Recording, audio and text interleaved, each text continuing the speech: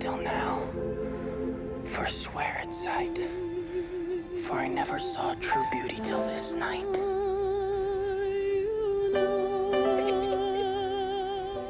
Tragedi percintaan Romeo dan Julia atau Juliet adalah karya pujangga besar asal Inggris bernama William Shakespeare.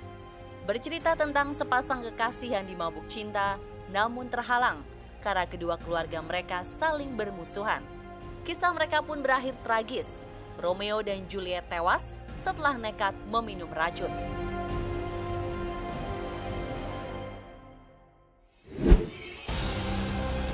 Kisah cinta Romeo dan Juliet telah berkali-kali dipentaskan dalam bentuk drama, opera, bahkan film. Termasuk film besutan Hollywood tahun 1996 yang diperankan oleh Leonardo DiCaprio dan Claire Danes. Romeo dan Juliet garapan sutradara Baz Luhrmann ini bahkan menjadi salah satu film box office terbesar sepanjang masa.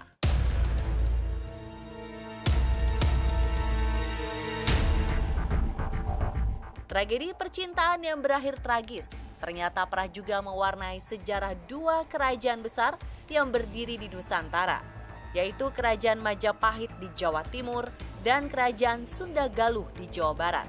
Peristiwanya dikenal dengan sebutan Tragedi Bubat.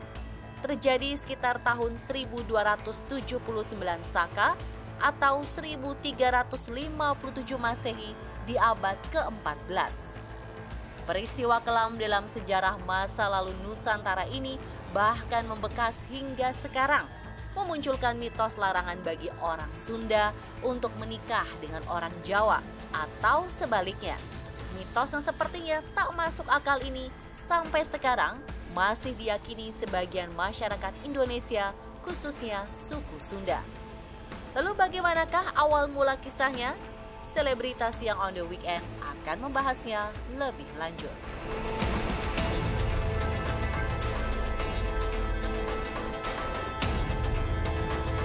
Tragedi Bubat atau Perang Bubat berawal dari keinginan Prabu Hayam Wuruk, Raja keempat Majapahit, untuk meminang putri kerajaan Sunda Dyah Pitaloka Citra Resmi. Konon, ketertarikan Raja keempat Majapahit yang bergelar Sri Raja Sanagara ini dikarenakan beredarnya lukisan sang putri Sunda di Majapahit yang dilukis secara diam-diam oleh seniman misterius bernama Sungging Prabangkara. Terpikat oleh kecantikan Dyah Pitaloka dan didorong alasan politik untuk mengikat persekutuan dua kerajaan, Prabu Hayam Wuruk kemudian mengirimkan surat pada Maharaja Linggabuana, Raja Sunda Galuh, untuk melamar putri Dyah Pitaloka. Lamaran yang tentu saja diterima dengan penuh kebanggaan oleh pihak kerajaan Sunda. Bagaimanapun, masih ada hubungan kekeluargaan yang erat antara Majapahit dan kerajaan Sunda. Raden Wijaya sebagai pendiri Majapahit adalah putra dari seorang pangeran kerajaan Sunda bernama Rakean Jayadharma. Sementara ibundanya adalah cucu dari pendiri kerajaan Singasari, yaitu Dyah Lembutal. Bersatunya dua kerajaan besar di Pulau Jawa ini tentunya akan menjadi berkah bagi kedua belah pihak. Tatar Sunda itu tidak pernah bisa dikuasai. Karena apa? Ternyata pada masa yang sama punya raja yang sama kuatnya. Ya, di Galuh itu ada Prabu Linggabuana, sementara di Sunda juga ada raja yang hanya tidak disebut namanya ya. Nah, ini untuk menunjukkan walaupun tidak terlalu luas di Majapahit, tapi wibawanya ini besar.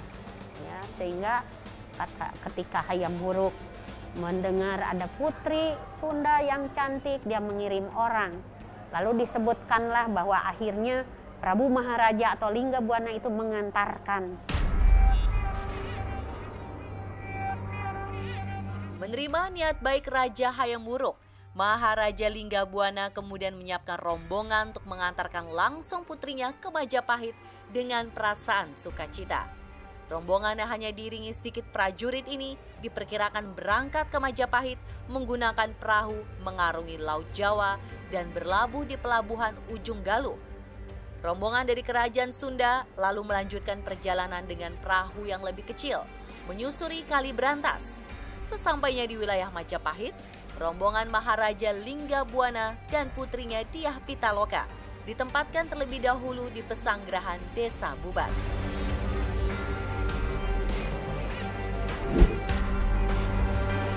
Kitab Negara Kartagama menyebut Bubat sebagai daerah padang rumput di sebelah utara kerajaan. Sementara penelitian Nigel Bulow, naturalis asal Inggris, menyebutkan bahwa posisi Bubat kemungkinan berada di selatan Kali Brantas, sekitar 10 km sebelah utara Majapahit dan 8 km barat daya Pelabuhan Canggu. Selanjutnya menurut Kidung Sunda yang naskahnya ditemukan di Bali, Prabu Hayam Wuruk kemudian bersiap menyambut rombongan calon permaisurinya itu ke desa Bubat. Namun, Patih Gajah Mada tidak setuju. Ia berpendapat tidak selayaknya Raja Majapahit menyambut Raja Sunda yang seharusnya tunduk menjadi bawahan. Karena itu kan mungkin Gajah Mada sebagai penasehat karena pengalamannya, ya, penasehat dan katakanlah sebagai sekondannya gitu. Jadi oleh karena itu beliau sangat berkuasa sekali ya, mungkin menyetir kerajaan bahkan, tapi beliau setia betul untuk memajukan Majapahit. Dan pengalaman beliau yang ceritanya bisa kemana-mana ya, dengan angkatan perangnya, dia mengarungi samudera. Sehingga kewibawaan ini yang penting karena dia menguasai jalur-jalur pelayanan ya, sehingga kewibawaan ini yang ditakuti justru ya, bukan karena penyerangan tapi karena kewibawaan beliau ini sehingga orang tunduk ya. Kerajaan-kerajaan lain itu berlindung bahkan untuk kepada Majapahit. Nah ini saat kerajaan ini dipimpin oleh Hayam Wuruk, saya kira yang paling sukses itu. Prabu Hayam Wuruk kemudian membatalkan niatnya menjemput Dyah Pitaloka atas saran Patih Gajah Mada. Rombongan Raja Sunda tentu saja merasa tersinggung dengan perlakuan dari pihak Majapahit. Apalagi setelah kedatangan mereka dianggap sebagai bentuk penyerahan diri, tanda takluk pada kekuasaan Majapahit. Sempat terjadi insiden antara utusan kerajaan Sunda dengan Gajah Mada. Gajah Mada diprotes pihak kerajaan Sunda. Ia dimaki-maki. Tak terima, Patih Gajah Mada kemudian mengerahkan pasukan Bayangkara untuk mengancam rombongan dari kerajaan Sunda yang ada di Bubat agar takluk pada Majapahit. Maharaja Linggabuana melawan demi mempertahankan kehormatannya. Peperangan yang tak seimbang pun terjadi. Linggabuana dan seluruh anggotanya tewas di medan Bubat, termasuk sang permaisuri. Putri Dyah Pitaloka dengan hati yang hancur kemudian melakukan bela pati atau bunuh diri demi menjaga kehormatan bangsa dan negaranya.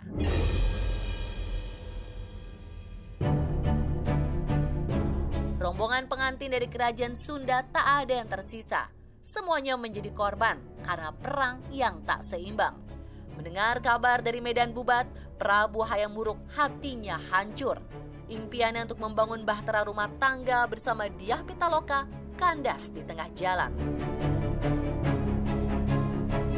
Jika dia sedemikian besarnya dan agungnya gitu memegang bakti kepada orang tua dan negeri Sunda ini, saya merasa ini tuh bukan pemikiran seorang remaja ya.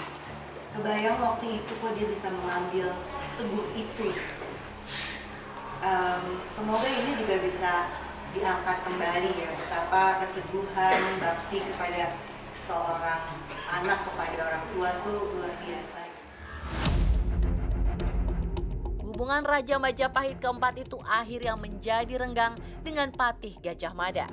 Gajah Mada dianggap lancang dan gegabah karena tidak mengindahkan perasaan Raja Hayam Wuruk. Gajah Mada disalahkan. Pengaruhnya di kerajaan Majapahit menjadi jauh berkurang. Gajah Mada lalu mengundurkan diri dari politik Majapahit. Tak cuma itu, tragedi Bubat juga merusak hubungan kenegaraan antara Majapahit dan kerajaan Sunda. Hubungan antar dua kerajaan besar di Pulau Jawa tak pernah pulih seperti sedia kala.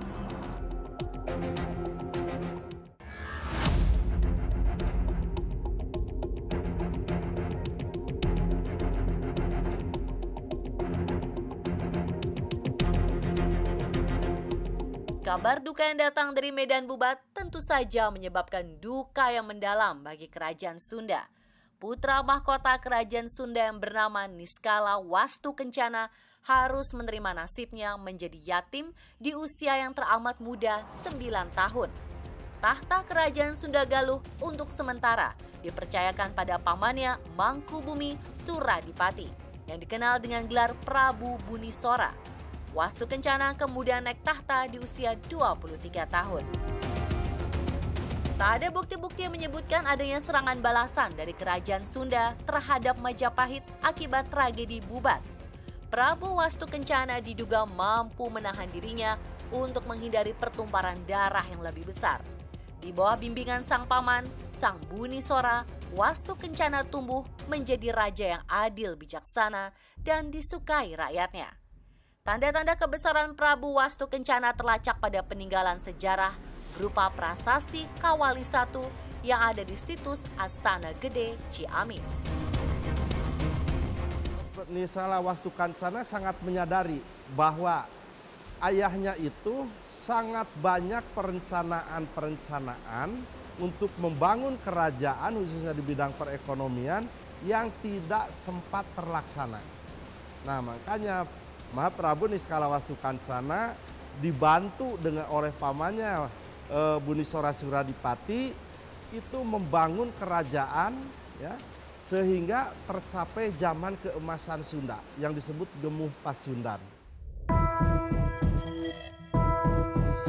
Sampai kini, tak banyak ditemukan data sejarah yang menceritakan di mana tepatnya lokasi korban tragedi Bubat dimakamkan. Sementara warga Luragung Desa Dukuh Maja, Kabupaten Kuningan meyakini makam kuno di desa mereka adalah makam dari Putri Diah Pitaloka. Konon menurut cerita turun-temurun, setelah tragedi Bubat, jenazah sang putri Sunda dibawa pasukan yang tersisa. Namun karena jenazahnya sudah beraroma tidak sedap, para prajurit Sunda lalu menguburkannya di areal hutan Dukuh Maja. Temuan arkeologis di situs Astana Gede dan Karang Kamulian yang ada di Kabupaten Ciamis, Jawa Barat juga diyakini masyarakat setempat memiliki keterkaitan dengan peristiwa Bubat.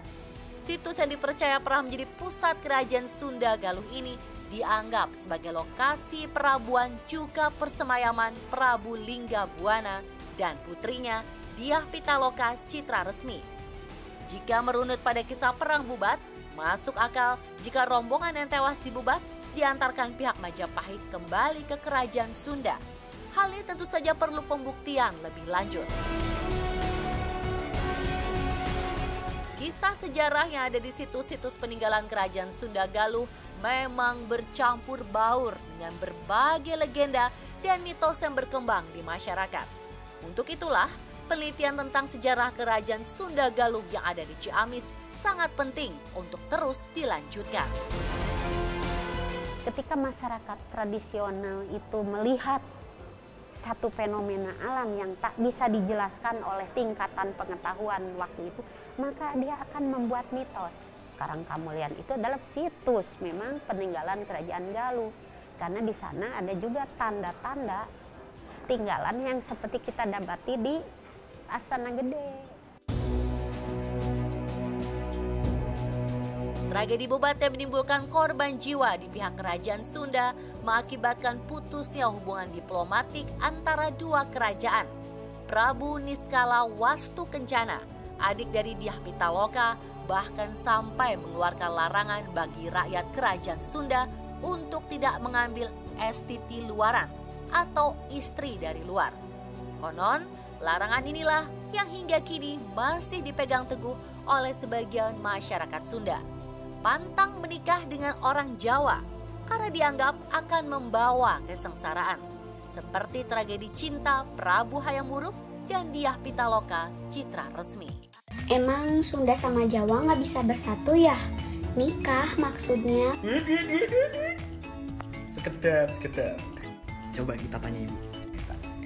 Bu. Ati teh bade naros. Naros naon? Bu teh asli di mana? Di Kuningan. Kuningan Sunda ya? Sunda. Sekarang nanya Bapak. Pak. Kalau bade tangkel. Bapak asli ini saking pundi? Jawa. Jawa nih. Kudus, Jawa Tengah. Jawa sama Sunda mah bisa. Jadi kumaha teh biasa diwateskeun.